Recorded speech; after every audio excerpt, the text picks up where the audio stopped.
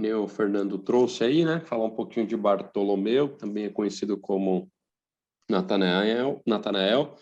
Aí nós vamos discutir um pouquinho aí, trazer um pouquinho dessas informações aí, o porquê Bartolomeu, porquê Natanael, tá certo? Então vamos lá. Então, título de curiosidade, né? Eu trouxe a tabelinha novamente ali, só para a gente se localizar dentro daquela subdivisão, né? Que o autor que eu tenho seguido para trabalhar no material, ele apresenta, né? Que é o John MacArthur. E eu achei bem interessante, né? Porque traz para nós essa reflexão, né? Essa deuscidência que nós percebemos ali quando os textos trazem essa lista dos 12 discípulos, né? A gente consegue perceber aí meio que esse padrão, né? Dessa subdivisão em 3 grupos. Então, do grupo 1, que nem nós já falamos, né? Sobre André e Tiago. Grupo 2, nós já falamos sobre aí Filipe, vamos falar agora sobre Bartolomeu, né? E a gente percebe ali que Bartolomeu, muito próximo das narrativas ali de Filipe, né? Então, tudo indica que, assim como Pedro e André, eles eram muito chegados, né? E até porque eram irmãos, aparecem ali nas narrativas sempre próximos, né? E Tiago e João na mesma situação, né? Sempre juntos ali nas narrativas e também eram irmãos, com exceção ali da narrativa de Marcos 3, né? Que a gente tem um pouquinho dessa diferenciação ali nos posicionamentos, mas nos outros 3 textos aparecem na mesma sequência praticamente, né? Então a gente entende que Felipe e Bartolomeu possivelmente eram muito chegados, né? Muito próximos, né? Amigos, né?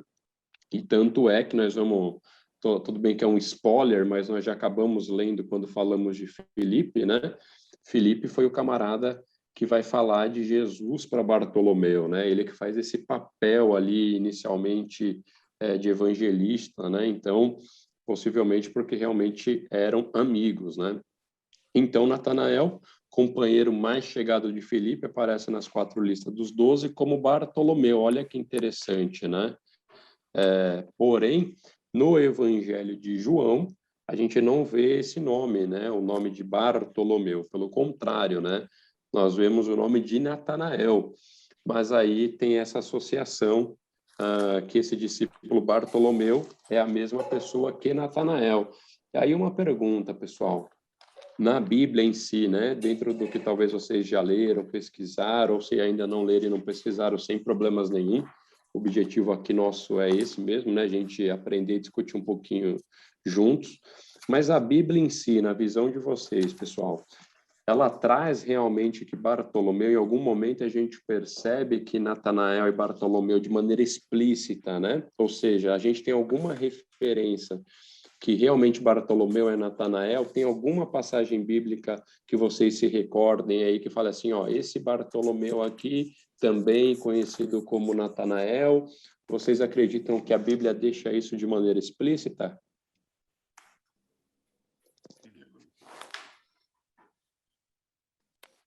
E aí, pessoal?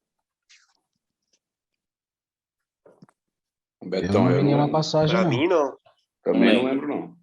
Isso aí, na verdade, não, né? Então, todo esse conceito, a princípio, né, Aramis de Barros, ele traz que um estudioso cristão, né, nós vamos falar um pouquinho, talvez até no próximo slide, deixa eu já ver aqui, isso mesmo, Elias de Damasco, né, escritor cristão do século IX, parece que ele foi o primeiro autor a identificar o apóstolo Bartolomeu como Natanael, né?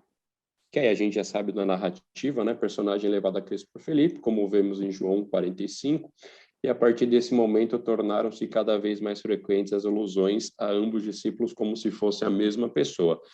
Então, pessoal, é assim, né?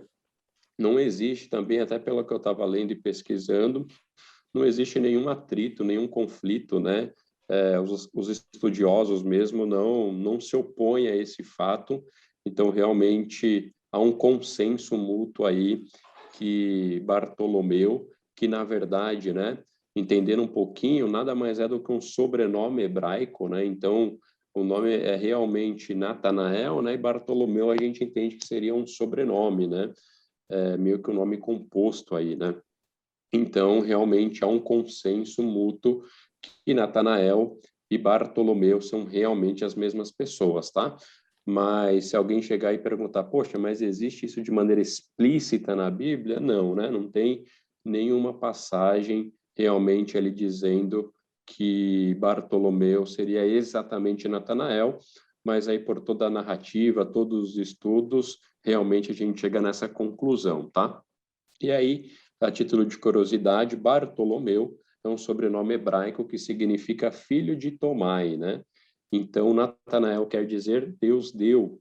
Então, a título de informação, então assim ele é Natanael, filho de Tomai, ou Natanael bar Tomai. É meio que se a gente estivesse falando, né? Hoje, trazendo para uma aplicação mais atual, né? É como se hoje a gente verificasse alguns nomes a questão de Júnior. Vamos pegar o Toninho aí, Antônio Júnior, né? Então, se o Toninho tivesse um filho e fosse Antônio Júnior, significa que o pai dele é o Antônio, né? E por aí vai, né? Então, se a gente pegasse, aí tem o Antônio Júnior ou Antônio Filho, né? Que geralmente também é essa mesma nomenclatura aí para dizer que é o mesmo nome do pai. Ou a gente ainda tem aquela situação da segunda geração aí, que seria, ou terceira geração, melhor dizendo, que seria neto, né? A gente poderia pegar Antônio Neto, né? Então, é essa situação, né? Então, era algo muito comum naqueles dias, né? A gente ter esse bar, né? Esse Natanael bar, esse bar em si significaria o filho, né? Então, Natanael, né? Bar Tomai, Natanael, filho de Tomai, né? Então, basicamente, esse bar aí, desse Bartolomeu aí, muito no sentido de ser um complemento aí para dizer que ele era filho de Tomai, tá? Então, aí uma curiosidade interessante.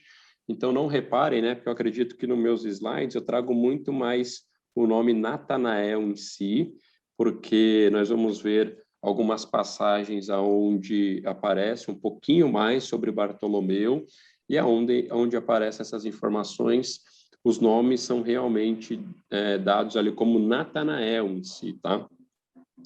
E aí, trazendo mais uma referência aqui interessante, né, até para a gente reforçar essa questão que não há nenhum conflito, né, referente se Bartolomeu é Natanael, um próprio escritor aí bastante renomado, John Jones, um escritor cristão aí britânico, se eu não me engano, ele traz até um comentário, né, no livro dele em inglês, né, o The Apostles of Jesus, que nada mais é do que o apóstolo de Jesus, e aí até trago uma referência de página, mas ele traz aqui, né, não havia de incomum no fato de um apóstolo possuir dois nomes. Simão era também chamado de Pedro, né? A diferença é que Simão era chamado de Pedro, mas a gente tem, né, algo explícito, né? Melhor, né? A gente tem realmente de maneira explícita isso, né? Simão era também chamado de Pedro, Levi, conhecido na igreja como Mateus, e outro dentre os 12 se regozijavam em ser conhecido por três nomes, né? Então, Lebeu, Tadeu e Judas, a mesma pessoa ali, né? Então, não há, portanto, a priori, a qualquer improbabilidade quanto à sugestão de que o sexto apóstolo, de igual modo, possuísse dois nomes, especialmente quando lembramos que Bartolomeu, ou Bartomai, assim como Bar Jonas, tratava-se apenas de um nome patronímico, né? Ou ainda de um sobrenome. Então, aqui só reforçando um pouquinho, trazendo essa questão dos nomes, entendendo, que nem eu disse, né, que realmente não há nenhum problema e a igreja em si tem esse consenso que realmente são as mesmas pessoas, tá bom? E aí, sempre trazendo a nossa colinha aqui, né? Então, Bartolomeu, grupo 2, já falamos de Filipe, e vamos lá para o próximo slide, né? E aí, falar de Bartolomeu, falar de Natanael, dentro das passagens bíblicas, pessoal, realmente é algo que a gente não temos, né, muitas informações, né? Basicamente, quando a gente quer estudar um pouquinho mais sobre esse discípulo em si, além das 4 passagens, né, que falam da lista dos 12 discípulos, com exceção de Atos, né, que não traz o nome de Judas Iscariotes, com exceção dessas 4 listas ali, opa, o Lucas caiu e voltou aí. Com exceção dessas 4 listas, nós só temos referência a Bartolomeu nessas duas passagens, que estão exclusivamente no livro de João, né? João 1, 45, 51 e João também 21, 2, né? João tem uma particularidade no livro dele que difere muito dos livros sinóticos ali, Mateus, Marcos e Lucas. João, ele tem uma particularidade que toda a narrativa dele, né, todos os milagres escolhidos ali, né, que Jesus realizou, ele nem trata como milagres, mas ele trata como sinais, né? Sinais para a comprovação que Jesus é o Filho de Deus, né? E é interessante que Filipe, quando fala de Jesus para Bartolomeu, e Bartolomeu, depois de um certo momento ali, que ele reconhece, né, Cristo como Messias, ele vai além, né? Ele fala, Jesus, o Filho de Deus, né? E não só o Filho de Deus, mas como Rei também, né? Então é interessante. Então os livros sinóticos, que nada mais são do que os 3 primeiros evangelhos, né? Mateus, Marcos e Lucas, e o livro de Atos, inclusive, não contém detalhes sobre a sua origem, caráter ou até mesmo sobre a sua personalidade. Na verdade, o que vemos nesses livros é o seu nome sendo mencionado na lista dos 12 discípulos, que nem eu trouxe, né? E aí, obviamente, o livro de João, em particular, apresenta ali Natanael em 2 passagens, que são essas 2 passagens, tá? Pessoal, tranquilo quando nós falamos aqui livros sinóticos, né? Não sei se todos conhecem essa nomenclatura, alguma dúvida aí sobre isso? Já ouviram esse termo? Tranquilo? Sim, eu já Beto, ouvi. desculpa, eu não conheço, eu não me lembro. Ô, rapaz, maravilha. Quando nós falamos aí de livros sinóticos, foi o Henrique, né, Henrique? Isso. Boa, cara. Quando nós falamos do livro sinóticos, a gente vai perceber que Mateus, Marcos e Lucas, eles têm uma grande similaridade, né, nas narrativas, né? Muitas coisas que nós vemos em Mateus, nós vamos ver em Marcos, e muito que nós vemos em Marcos, nós vamos ver em Mateus e Lucas, e assim sucessivamente, né? Apesar de Mateus ser o primeiro livro ali dos evangelhos, né? O primeiro livro a ser escrito, na verdade, foi Marcos, né? E a gente entende que depois isso acaba sendo um desdobramento ali entre Mateus e Lucas, mas tem algumas outras particularidades. Mas no fim do dia, quando nós falamos sinóticos, nada mais é do que foram livros escritos de uma mesma visão, né? Os sinóticos, ele traduz a isso, né? O mesmo ponto de vista, uma mesma visão. Então, por isso que mano? é Ô, muito... sapato, onde você arrumou? Opa, Nem lembra mais, né? acho que o Marcão falou ali, mas não necessariamente daqui, Ô, né? desculpa aí, gente. Imagina, Marcão. Mas, basicamente, é isso, tá? Então, são os livros sinóticos porque eles têm uma grande similaridade aí entre eles. E aí, por que o Evangelho de João, né? Porque nós temos 4 evangelhos aí, certo? Mateus, Marcos, Lucas e João. João, ele não é considerado um livro sinótico, porque a escrita dele, né, a narrativa dele é extremamente singular, né? Ele vai em uma linha totalmente diferente ali da escrita de Mateus, Marcos e Lucas, e o grande objetivo dele é realmente apresentar Cristo como sendo o Filho de Deus. Se eu não me engano é João 20, deixa eu só dar uma olhada aqui, João 20, 31 aí, a gente percebe isso, deixa só eu confirmar.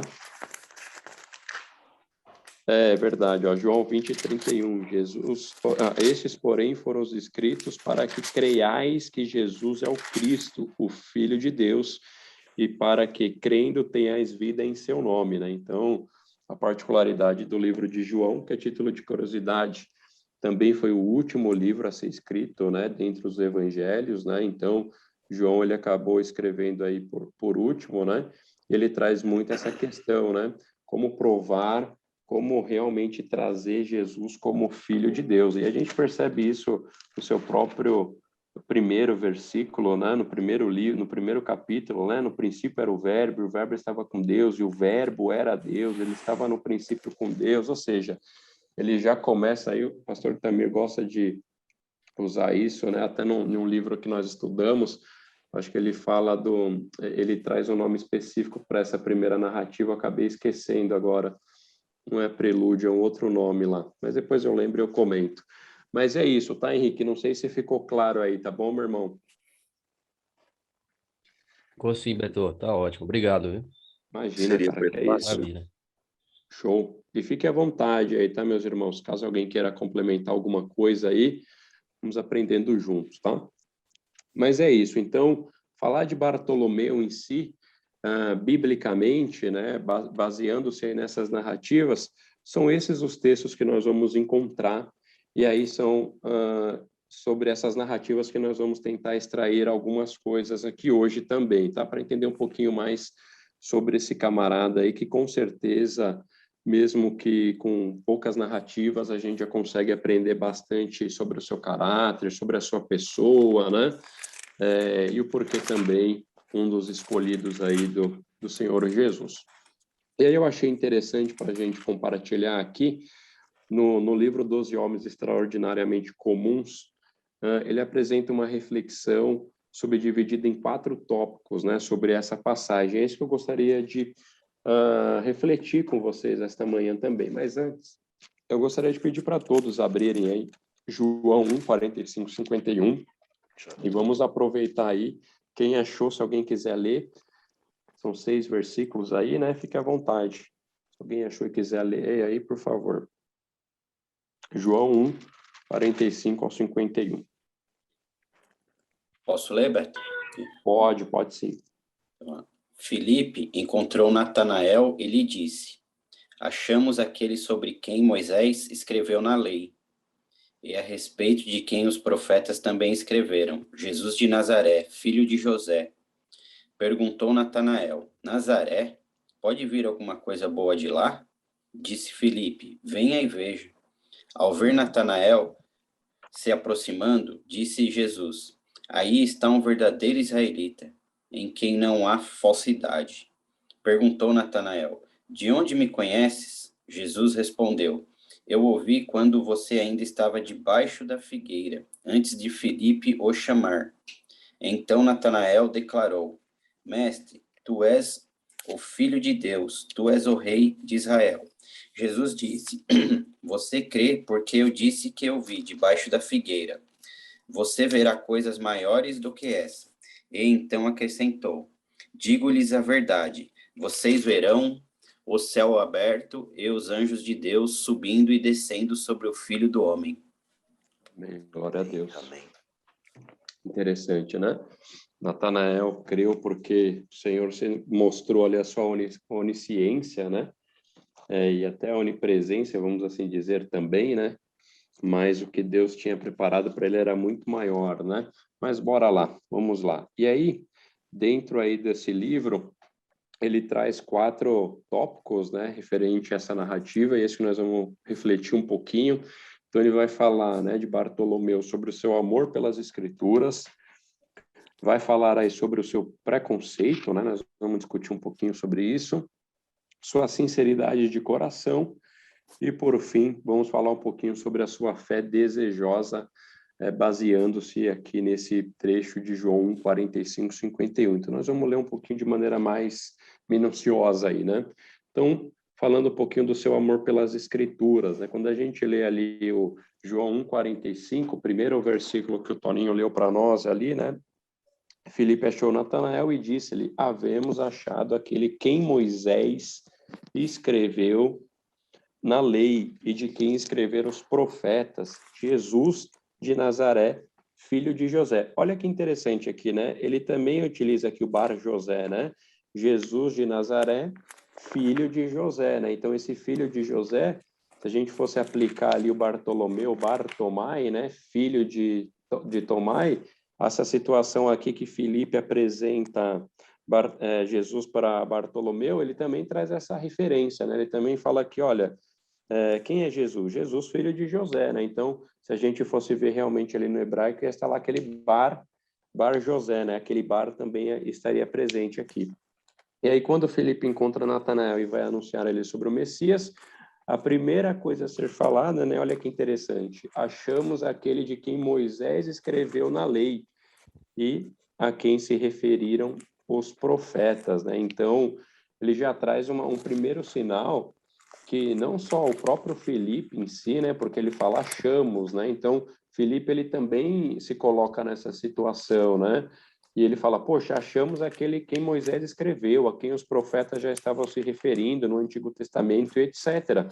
Então, isso deixa claro, meus irmãos, que não só o próprio Felipe, mas o próprio Natanael eram realmente estudiosos da palavra, né? E aqui deixa entender que, assim, poxa, eles estavam procurando, né? Quem que é esse Jesus, né? Que os profetas anunciaram? Quem é esse, né? Que o próprio Moisés já tinha escrito na lei, né? Então, aqui, realmente, a gente trazendo essa reflexão, demonstra primeiro, né, que eles não estavam satisfeitos com a religiosidade ali daquele momento, né?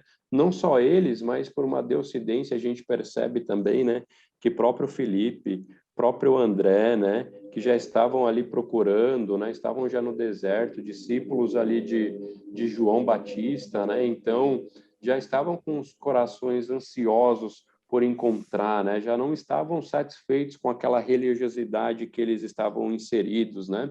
Então a gente percebe aqui esse carinho, né, pelas escrituras, a ponto que a primeira coisa que Felipe fala para Natanael foi: olha, nós achamos o Messias, mas não o Messias que vai mudar a sua condição financeira, não Jesus que vai melhorar ali a sua situação, não sei, conjugal e etc. Nada disso, né? Não vem com esse apelo, né? Na verdade, o apelo que Felipe faz ali com Natanael cara, o camarada que nós estamos procurando, né? Quando nós lemos, estudamos as Escrituras, acabei de achar, é Jesus. Jesus de Nazaré, né? Filho de José, né? E é interessante que depois a gente vai ver ali qual é a reação de Natanael por saber que Jesus está vindo de Nazaré, né? Mas a gente fala um pouquinho disso mais para frente. Então, podemos inferir que Felipe, ao apresentar o Messias, por esse ponto de vista, demonstra que Natanael era cuidadoso nos estudos das Escrituras, que conhecia as profecias sobre Jesus e que o seu coração já se demonstrava ansioso e aberto a encontrar a verdade divina. Esse ponto aqui, meus irmãos, eu acho que uma reflexão interessante, né? A gente que tem estudado um pouquinho sobre os discípulos, esse é o quarto, a gente vai perceber que todos eles, com exceção de Judas Iscariotes, que eu acabei não encontrando ainda alguma referência, mas todos eles, né, os outros 11, todos eles já estavam ali com seus corações meio que abertos, meio que nesta procura pelo Messias, né? Então é algo bem interessante, né? Independente de cada um ter a sua particularidade, a sua singularidade, os seus problemas, os seus pecados, né? Que muitas vezes a própria Bíblia deixa isso de maneira muito explícita, um grande ponto, né, que todos tinham nessa similaridade era o coração. O coração no sentido de já estar essa procura do Messias, né, de já querer conhecer esse Jesus anunciado aí muitos anos atrás, né? Então, esse é um ponto de muita similaridade entre todos eles, tá? Com exceção de Judas em si.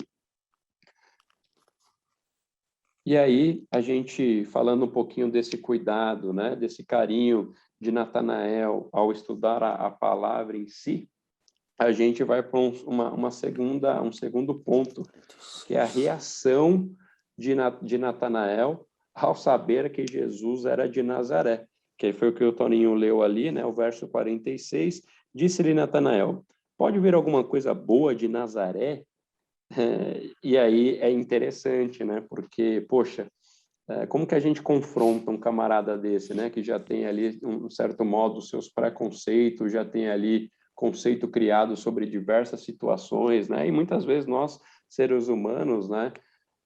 Acabamos agindo assim. Na verdade, até numa palestra do RH, achei interessante, né? Porque às vezes a gente fala assim, poxa, não sei se vocês já passaram por isso, tá? Mas às vezes a gente fala com alguma pessoa, a gente fala, cara, não deu muito fit com aquela pessoa ali, né? Poxa, alguns usam até o termo, né? Não sei se vocês já ouviram falar, cara, meu santo não bateu com aquela pessoa. Vocês já ouviram essa expressão? Já. É interessante, né? E por que que às vezes... E olha que interessante, né? Isso já aconteceu comigo, né? Principalmente em escola, faculdade, né? Às vezes a gente fala assim, meu, não gostei daquela pessoa. E no fim do dia, cara, aquela pessoa se torna o seu melhor brother. É aquela pessoa que você acaba conversando mais, é aquela pessoa que você acaba compartilhando mais. Ou seja, Você teve aquela primeira reação que você fala assim, poxa, meu, cara, não sei por que, não gostei daquela pessoa. E, de repente, você começa a conversar, conhecer mais da pessoa, cara, aquela pessoa se torna um mega brother seu. Já aconteceu isso com vocês, pessoal? Já. Já é o preconceito, né? Exato, cara, e é exatamente isso, né? Porque em frações de segundos, né? Às vezes a gente começa a conversar com uma pessoa e dentro de um conhecimento nosso já pré-formatado, pré-estabelecido, né? De maneira muito rápida, a gente acaba tendo um preconceito com aquela pessoa. E aquele preconceito faz que de maneira muito rápida ali a gente tenha essa reflexão e fala, puxa, meu, não gostei dessa pessoa, não deu fit, mas por quê? Porque a gente já está trazendo esses nossos preconceitos ali, né? E é interessante que a primeira coisa que Bartolomeu, quando ele ouve falar que Jesus veio de Nazaré, e eu acredito que não necessariamente José, né? Mas por saber que era de Nazaré, ele já traz essa questão, né? Pode vir alguma coisa boa de Nazaré, né? Como assim, né? E como estudioso da palavra, ele poderia ter abordado de uma outra maneira, né? Ele poderia ter falado, poxa, de acordo com o livro do Antigo Testamento, o profeta Miqueias falava que o Messias viria de Belém, etc., né? Ele poderia trazer outros argumentos, mas não. Ele traz um argumento que realmente demonstra que ele foi preconceituoso, né? Porque para Natanael era inconcebível o Messias vir de um lugar tão deselegante quanto Nazaré. Era um lugar inculto, cheio de perversidade, corrupto, habitado por pecadores. Ou seja, em resumo, né, ele estava querendo dizer ali para Filipe, cara, como assim? Pode vir alguma coisa boa de lá? E aí eu até aproveito, tem um texto aqui que eu quero ler para vocês, né, que fala um pouquinho sobre, o autor traz um pouquinho de detalhes sobre Nazaré, e olha o comentário que ele traz sobre Nazaré, né? Ele fala assim: Nazaré era uma cidade tosca. Ele utiliza aqui essa palavra tosca. Tudo bem, né? Que é uma tradução do livro inglês para o português, né? Mas aqui o autor acabou traduzindo a palavra que o autor colocou em inglês como tosca. Nazaré era uma cidade tosca. Era de uma cultura pouco requintada e cortês. Não muito diferente do que é nos dias de hoje, inclusive. Não é um lugar particularmente pitoresco, apesar de ficar num ponto agradável, nas encostas dos montes da Galileia, não é uma cidade muito memorável, e era menos ainda nos tempos de Jesus. O povo da Judéia considerava os galileus inferiores, né? Porque essa região, junto com Caná, por exemplo, que era a mesma cidade de Bartolomeu, pessoal, também era na Galileia, né? Mas, de certo modo, os galileus desprezavam os nazarenos. Então, dentro da Galileia tinham várias cidades, Nazaré estava lá, mas Nazaré, mesmo dentro da Galileia, os galileus como um todos não gostavam da cidade de Nazaré. Apesar de ser uma vila ainda mais humilde, Natanael só estava repetindo o desdém geral dos galileus pelos nazarenos. Então, por alguma situação ali, a gente percebe que Nazaré não era uma cidade muito bem vista, né? Não era uma cidade atrativa. E aí é interessante porque o autor também traz assim, meu, o que Bartolomeu está falando, né? O que Natanael está falando, né? Poxa, se talvez ele morasse em Jerusalém e tal, quem sabe ele poderia até falar alguma coisa, né? Mas o grande fato é que Natanael era de Caná. E aí olha o que o autor traz sobre Caná. Caná também não era Caná, a título de curiosidade, para linkar um pouco mais fácil, foi onde Jesus fez o seu primeiro milagre, né? Que inclusive é narrado também no livro de João, que ele transforma a água em vinho, né? E aí foi nessa cidade de Caná, Caná da Galileia. Então, Caná também não era uma cidade de muito prestígio. Até hoje, não tem nada de excepcional. A menos que você esteja procurando o santuário construído no suposto lugar em que Jesus transformou a água em vinho, é provável que você não queira ir para lá. Caná era uma cidade fora de mão, enquanto Nazaré, pelo menos, ficava em uma intersecção de estradas. Então, pelo menos comercialmente falando, Nazaré ainda era melhor do que Caná. Então, olha que interessante, né? Era o sujo falando do mal lavado ali, né? Natanael falando mal dos galileus, então, mas também vindo de uma cidade que não tinha nada de interessante, né? Mas talvez essa situação aí desse desprezo por Nazaré seja por algum outro motivo que a Bíblia não deixa de maneira tão explícita, tá? Então, a gente percebe que, de certo modo, Bartolomeu ele tinha esse coração um pouco preconceituoso com as pessoas de Nazaré. Mas, apesar do preconceito de Natanael, né, eu sempre gosto desse mais, desse apesar, porque mediante as nossas falhas, né, apesar dos nossos erros, das nossas falhas, dos nossos pecados, entretanto, todavia, né, a gente tem um Deus aí que é abundante em graça, em misericórdia, em amor, né? É o Deus realmente da segunda, terceira, quarta chance, né? E aí a gente percebe que, apesar do preconceito de Natanael, a graça de Cristo foi abundante sobre a vida dele, no qual seu amigo Filipe, ao insistir, dizendo-lhe, então vem ver. Às vezes é assim, né, meus irmãos? Às vezes nós vamos se deparar com pessoas que, poxa, cara, se você não está acreditando, vem cá, vamos lá, vamos experimentar, deixa eu te mostrar, vamos ler, abre a Bíblia aqui, né? Às vezes a gente vai ter que ter um certo cuidado, uma certa paciência, né? Porque a gente sabe que cada um realmente tem um jeito aí de lidar com as situações. E aí Felipe realmente foi esse homem usado poderosamente aí por Deus. E aí ele fala, meu amigão, então vamos lá, cara, vamos ver. E aí Natanael não resistiu ao convite e felizmente foi ao encontro do mestre, né?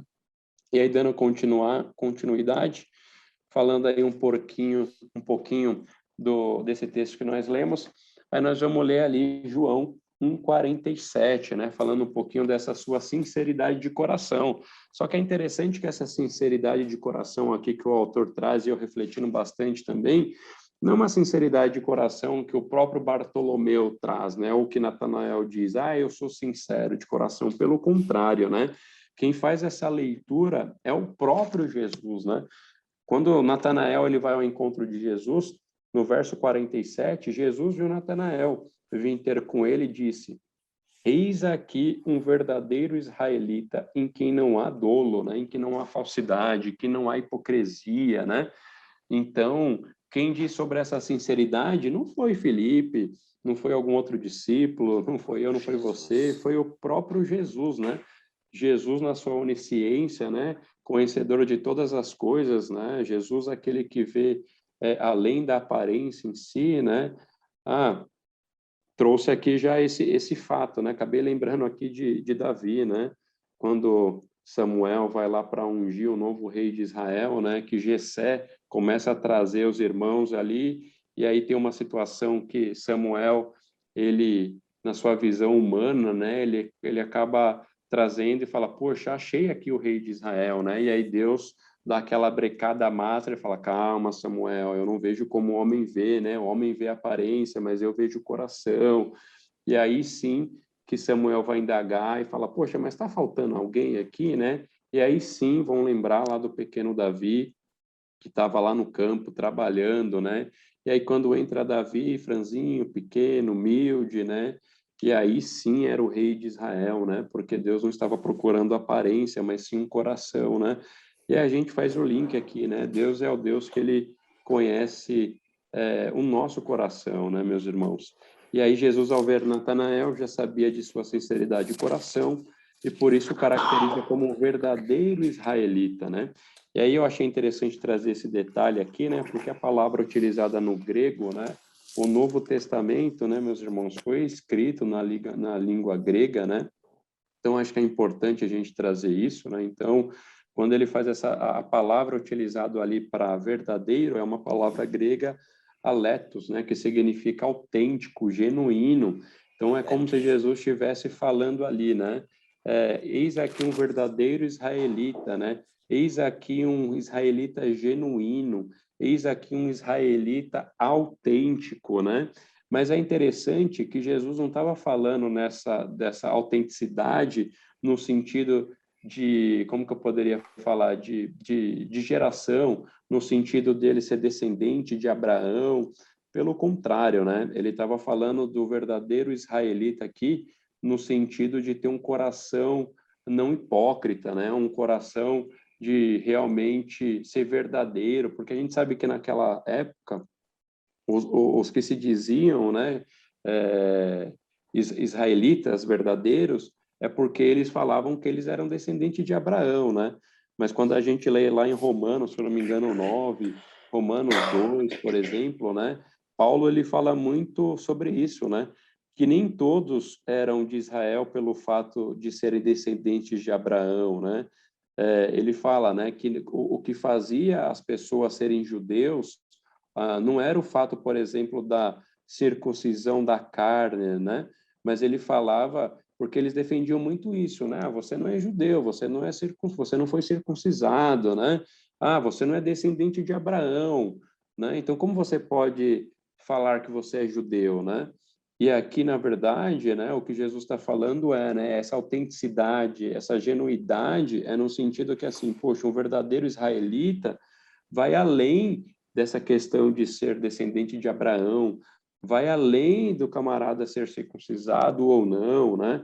Então, por isso que ele traz isso, né? Achei aqui um verdadeiro, um genuíno, autêntico israelita, né? O que Paulo depois iria somente corroborar, né? Porque o próprio Paulo diz, né?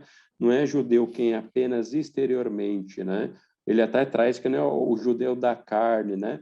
Mas é aquele que interiormente, né? Interiormente é circuncisado, né? Ou seja, é aquele que é de coração, no espírito, né? Não segundo a letra, né? Se eu não me engano, Paulo falava não segundo a letra, mas conforme o louvor procede dos homens, não conforme os homens procede dos homens, mas procede de Deus, né? Então é bem interessante, meus irmãos, porque assim, essa leitura sobre Bartolomeu, o próprio Jesus traz, né? E fala assim, poxa, achei aqui um camarada sincero de coração, né? Ou seja, Jesus o reconhecia realmente como um israelita autêntico e não se tratava de uma referência à sua descendência, a descendência física, né? Descendência, tá certo? Descendência física de Abraão, era isso que eu queria trazer, né? Não se tratava de uma descendência física de Abraão, não era sobre genética, mas a sua sinceridade que eu definia como um genuíno israelita, né? É o que a gente fala muito hoje também, né? Da própria religiosidade, né? Às vezes a gente pensa que talvez por estar seguindo alguns protocolos, realmente a gente está adorando a Deus, né? E é um ponto de reflexão aqui, né? Como que está a nossa vida, né? Será que estamos fazendo a coisa certa pela motivação certa? Eu sempre digo isso, talvez até tenha dito aqui, às vezes sou repetitivo, mas é algo que eu reflito bastante, né? Numa pregação certa vez, até do pastor Abner, ele trouxe isso, né? Muitas vezes a gente está fazendo a coisa certa pela motivação errada, né? E aí eu lembro o exemplo que ele deu, né? Ele falou, meu irmão, você dá o dízimo é a coisa certa? É a coisa certa a se fazer. Mas qual é a motivação que te leva, né, a dar o dízimo, né? Então, acho que isso é um ponto de reflexão que vale a gente fazer em todos os aspectos das nossas vidas, né? Será que estamos fazendo a coisa certa? Se sim, beleza, ok, check. Mas qual é a motivação, né, que está nos levando a fazer isso, né? Então, eu acho que isso é bem, bem importante, né, a gente refletir, né? E é isso. E ainda falando sobre um outro ponto, dessa questão ali de Bartolomeu, né, dando continuidade, a gente fala um pouquinho agora sobre a sua fé desejosa, né, que é o verso 1:48. Disse-lhe Natanael, de onde me conheces tu? Jesus respondeu e disse-lhe, antes que Felipe te chamasse, te vi eu estando tu debaixo da figueira, né? Olha que interessante, né? Então, pelo fato do seu coração ser sincero e sua fé real, Natanael superou o preconceito. Quando Natanael pergunta a Jesus da onde ele o conhecia e percebe a onisciência de Jesus, instantaneamente ele fica admirado. De repente ele se deu conta de quem estava ali, né, na presença, era aquela pessoa que poderia ver muito mais ali do que algo extremamente exterior, né? Mas quem sabe realmente algo profundo ali dentro do seu coração. Porque quando Jesus ele traz essa referência, né? Eu te vi na figueira, né, que é o que nós vimos ali no verso 48, né, de onde tu me conheces? Jesus respondeu e disse-lhe, antes que Filipe te chamasse, te vi eu estando tu debaixo da figueira. E Bartolomeu, né, ou Natanael, ele estava sozinho, né, tudo leva tudo indica, né, que Natanael ele estava em um momento dele ali em particular, né, a princípio lendo as escrituras, né, o que muitos estudiosos dizem, e aí a palavra diz que, poxa, Jesus viu ele ali, né, na figueira. E é interessante, né, porque isso traz mais um momento de reflexão para nós também, né? Jesus viu ele no momento que ele estava sozinho, um momento que estava só ele ali, né? E o que será que Natanael estava fazendo? Né? A gente sempre fala, né? O que estamos fazendo no momento que estamos sozinhos, tal, né? Será que temos tido um tempo aí de reflexão, um tempo realmente de meditação, né? E tudo leva a crer que Bartolomeu era realmente esse estudioso bíblico aí, né, do Antigo Testamento, e ele aproveitava para se fazer isso debaixo de uma figueira. Não sei se vocês já viram aí, pessoal, as características de uma figueira, mas se a gente for reparar um pouquinho, né, até trazendo alguns comentários aí referente à situação da casa naquela época, né? Alguns dizem que as casas naquela época eram simples, né? Geralmente de um cômodo, e aí naquele mesmo cômodo, por exemplo, era cozinhado, tinha um forninho deles que muitas vezes ficava ligado, né? Não ligado, mas aquecendo ali, né? O dia todo, e ali eles acabavam naquele cômodo pequeno fazendo as refeições, preparando as refeições, e muitas vezes era comum você ver até a casa, por exemplo, cheia de fumaça, um pouquinho mais barulhenta, né, e tudo mais. E era de costume se, por exemplo, plantar árvores ao redor das casas, né? Primeiro para manter ali a casa um pouco mais fresca, devido à sombra, né? E aí o pessoal diz que realmente uma das melhores árvores para se plantar era a figueira, né? Primeiro pelo fruto, que era bom, docinho, né? E até lendo um pouquinho sobre o figo em si, né? O fruto da figueira, até nos dias atuais seria bom a gente comer figo, né? Porque eu estava lendo, não sei se tem alguém da área de medicina aí, mas é até um fruto bom aí para controle de colesterol, controle de pressão alta e tal, né? Mas então era uma árvore interessante a se plantar naquela época, né? Primeiro aí pelo fruto, pela questão ali da sombra em si, para manter a casa um pouco mais fresca, né? E aí, se a gente for ver as características da figueira em si, é aquela árvore que ela não é muito alta, né? O pessoal diz que ela chega em uma altura aí de 5 metros, 4 metros mais ou menos, tem um tronco relativamente ali curto, retorcido, né? E aí os seus galhos são um pouco mais baixos e espalham por até 7, 9, 10 metros, né? Então a gente percebe que essa árvore é aquela árvore, não sei se eu pus alguma foto aqui, deixa eu ver. Eu acho que não. Não. Mas é aquela árvore que a gente percebe, depois eu posso jogar no Google aqui, eu acho que eu tenho uma foto oculta aqui, mas é aquela árvore que a gente vê que ela é um pouquinho mais baixa, mas ela tem uma amplitude maior ali, horizontalmente falando. Vocês estão vendo a minha tela aí, né? Sim, Ó, é aqui, ó. apareceu. Não sei por que eu... Depois eu volto no slide anterior ali. Mas é essa, tá vendo? Então, teoricamente, né, tudo bem que aqui talvez fuja um pouquinho do padrão que eu trouxe, né, de 5 metros mais ou menos de altura, mas se a gente for ver essas curiosidades, né, então olha que interessante, né? E tudo indica, né, que, poxa, se a pessoa quisesse ter um momento ali um pouco de mais tranquilidade, talvez de uma meditação, talvez não faria exatamente isso dentro de casa, pelas condições ali da casa do momento, né? As casas eram realmente um pouco menores, se cozinhava dentro da casa, então talvez ele poderia não ter ali um tempo de qualidade, né? De conforto para meditar. E aí a Bíblia diz que Jesus viu Natanael na figueira, né? E possivelmente Natanael estava ali já meditando, orando, conversando com Deus, porque o que eu li sobre Natanael, até em outros autores, todos trazem Natanael como sendo um cara muito dedicado aos estudos, né? Que realmente tem algumas histórias, por exemplo, nós vamos falar um pouco mais para frente, algumas até fantasiosas, inclusive, eu coloco isso, que Natanael, ele era um cara que ele orava 100 vezes de manhã e 100 vezes à noite, né? Então, era um cara realmente que tinha muito cuidado, né, nos estudos, muito cuidados ali na sua vida devocional, tá? E aí, mestre, tu és o Filho de Deus, né?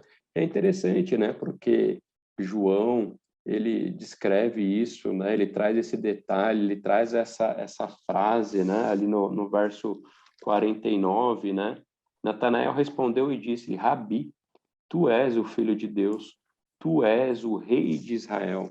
Glória a Deus. E João, ele traz muito, né, que nem eu trouxe esses sinais, né, que demonstrem como Jesus sendo o Filho de Deus. E está aqui, né, a própria palavra, e João, ele não perde esse detalhe, né? O Espírito Santo de Deus não deixa João, né, escrever ali de maneira inspirada pelo próprio Espírito Santo a palavra aqui, né? E ele traz esse detalhe. Bartolomeu reconhece, né? Mestre, você não é simplesmente um profeta, né? Tu és o Filho de Deus, tu és Rei de Israel. Eu imagino que naquele momento ali, né? Tudo que Natanael havia estudado ali na palavra, no Antigo Testamento, quando ele lia os profetas, né, que ele falava, poxa, quem será esse, né? Eu acho que a resposta na hora que Jesus fala com ele ali, automaticamente bate no coração dele e ele traz essa revelação maravilhosa, né?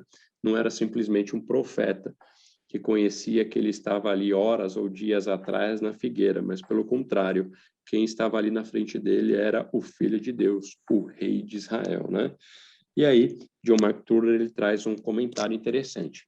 Natanael era como Simeão, que tomou nos braços o menino Jesus e disse, agora o Senhor podes despedir em paz o teu servo, segundo a tua palavra, porque os meus olhos já viram a tua salvação, a qual preparaste diante de todos os povos, luz para a revelação aos gentios e para a glória do teu povo de Israel. A gente vê isso lá em Lucas. Natanael, um estudante dedicado às Escrituras, era um verdadeiro judeu que havia esperado pelo Messias e sabia que quando ele viesse, seria o Filho de Deus e o Rei de Israel. Interessante, né? Aí que eu trouxe para vocês essa curiosidade aí da figueira. E aí, sobre o perfil de Bartolomeu, que nem eu trouxe, né, meus irmãos? A gente já pode definir um pouquinho sobre o perfil de Bartolomeu dentro do que nós lemos, né? Mas tem um relato também aí de John Jones, que o próprio Aramis, na sua obra 12 Homens e uma Missão, traz. E olha que interessante, né? Aqui é esse escritor britânico cristão aí, bastante conceituado, né? Ele traz, né? A primeira coisa que eu diria acerca de Natanael é que era um homem entregue ao estudo, à meditação e à oração, julgando pelo fato de seu nome ocorrer na lista daquele que decidiram retornar ao lado de Pedro à pescaria. Essa passagem a gente vê naquela outra passagem de João, né? Deduzo que Natanael, assim como seus irmãos e apóstolos, era pescador. Contudo, nunca se permitiu absorver por seus negócios. Praticava a pesca apenas como meio de subsistência. Porém, o seu coração estava voltado para as coisas lá do alto. Cada momento que podia arrebatar de seus afazeres diários, ele os devotava à meditação e à oração silenciosa. Olha que interessante, né? E é isso que a gente encontra aí quando a gente estuda um pouquinho sobre Bartolomeu, que realmente era uma pessoa muito dedicada a esse devocional, a esse estudo bíblico, né? A oração, né? Apesar que a gente entende que a sua profissão era pescador, né? Pelo fato da referência aqui em João, que foi essa segunda passagem que eu trouxe aqui, ó, João 21:2, né? Estava junto com Pedro ali, né? É interessante que esse autor ele traz essa reflexão, né? Que por mais que ele tivesse uma profissão ali, era uma profissão muito mais para subsistência financeira e tudo mais. Mas qualquer oportunidade que ele tinha, né? Já estava ele lá orando, adorando, estudando e por aí vai. Bem interessante. E aí, vamos falar aí, caminhando para o final da aula, curiosidade sobre os aspectos físicos e pessoais, que aí a própria tradição diz, né? A gente não vê isso na Bíblia, né? Mas são alguns historiadores, né? Eles apresentam aí um pouco mais essas particularidades de Bartolomeu, inclusive de aspectos físicos literalmente, né? Como era o seu cabelo, a aparência de pele, falar até um pouquinho ali sobre o seu nariz e tudo mais, mas o que é importante a gente reforçar aqui, que tudo que nós vamos ver aqui, pessoal, não é algo que a gente encontra na Bíblia, tá? É muito mais para a gente talvez refletir um pouco e que um pouco que a tradição e os historiadores realmente trazem, mas que a gente não pode de jeito nenhum trazer como algo extremamente verídico, porque a gente não tem realmente essa comprovação aí, tá certo? Mas achei interessante, né? Então, muitos dizem, né, que Bartolomeu ou Natanael tinha cabelos pretos encaracolados que cobriam as orelhas, tinha pele clara, olhos grandes, nariz reto e comprido, barba longa e barba grisalha, né? Referente à estatura dele, uma estatura mediana, usava sempre roupas brancas com cinto de púrpura. Além disso, viveu aí durante 26 anos vestindo as mesmas sandálias, olha que interessante, né? Orava 100 vezes ao dia e 100 vezes à noite, que foi o que eu trouxe aí também. Sua voz era forte e nítida como uma trombeta. Era sempre jovial e conhecia todas as línguas, tá? Então, é isso um pouquinho que a gente consegue encontrar fora relatos bíblicos, tá? E aí, falando um pouquinho do mártir dele, né? Eu li algumas coisas que eu acabei não colocando aqui, porque eu também não vi muitas referências. Mas eu cheguei a ler, por exemplo, que alguns dizem que Bartolomeu ele foi esfolado vivo, no sentido de tirarem a pele dele ali ainda enquanto vivo, né? Mas eu acabei não encontrando muita referência, tá, sobre isso, então eu acabei trazendo duas ali que eu achei mais. Então, o registro da igreja primitiva sugerem que ele ministrou na Pérsia, né? Até porque Atos também não traz ali após o Pentecoste, né? Para onde que Bartolomeu foi, né? Qual foi o seu período pós-bíblico ali, né? A gente não tem uma revelação disso dentro da palavra, né? Mas o que os registros nos apresentam é que ele ministrou na Pérsia e na Índia e levou o evangelho aí até a Armênia. Não há nenhum registro confiável de como ele morreu, então tem muitas especulações, uma delas é que eu trouxe aqui, que realmente ele foi esfolado vivo, né? Tem algumas fotos, inclusive, né, fazendo essa alusão, né, mostrando até os músculos, por exemplo, né? Uma tradição mais forte aí diz que ele foi amarrado dentro de um saco e lançado no mar. E uma outra aí mais forte diz que ele também foi crucificado. Mas ainda assim eu acabei encontrando mais que ele foi amarrado dentro de um saco e lançado no mar, tá? De qualquer forma, todos os relatos afirmam que ele foi martirizado. Então, isso que a gente pode ter em mente é que realmente ele foi martirizado como todos os outros apóstolos, com exceção de João, que até onde sabemos ele teve uma morte natural.